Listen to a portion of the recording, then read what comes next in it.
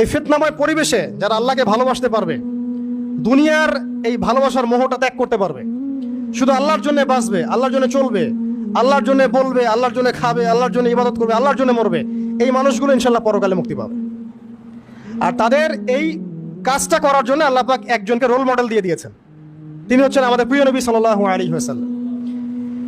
মুহাম্মদ সাল্লাল্লাহু আলাইহি ওয়াসাল্লামের সকাল থেকে রাত পর্যন্ত যে সুন্নাহগুলো আছে, আমি গত একটা লেকচারে বলেছিলাম, একদম তাহাজ্জুদ থেকে শুরু করে নিয়ে আবার ঘুমানো পর্যন্ত এই সুন্নাহগুলো যদি আমরা নিয়ম করে করতে পারি, আল্লাহ আমাকে তৌফিক দান করুক সবার আগে, তারপরে আপনাদের সবাইকে।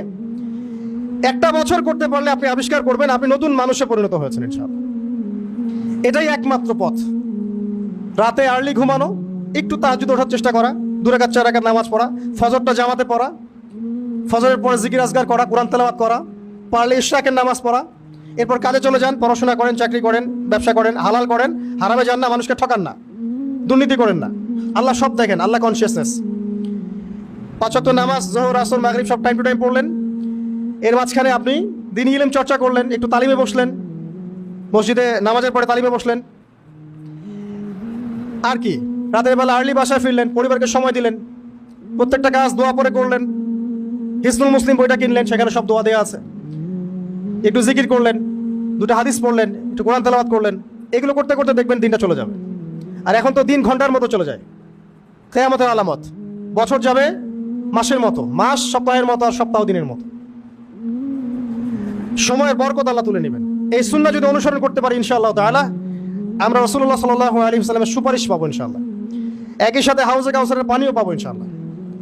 ইনশাআল্লাহ তাআলা এই মানুষটাকে কটূক্তি করো, ব্যঙ্গ করো, এদের জন্য আসলে আল্লাহ লানত, ফেরেশতাদের লানত, মানব জাতির লানত ছাড়া কিছু অপেক্ষা করছেন। আরেকটা কাজ করতে হবে, সেটা বলে শেষ করছি। সেটা হলো আল্লাহকে পাওয়ার জন্য, জান্নাত পাওয়ার জন্য একটা কাজ খুব ইম্পর্টেন্ট, আল্লাহ পাকে তাওহীদ, একত্ববাদ। আল্লাহর তাওহীদ না থাকলে সমস্ত নেক আমল ধ্বংস হয়ে যাবে। একত্ববাদ, চিন্তার মধ্যে একত্ববাদ থাকবে, কাজে একত্ববাদ থাকবে, কথায় একত্ববাদ থাকবে। আল্লাহ ছাড়া ইবাদতের যোগ্য কোনো হক মাবুদ নাই, কোনো ইলাহ নাই। আল্লাহই খাওয়ান, আল্লাহই পড়ান, আল্লাহই বাঁচান, আল্লাহই মারেন।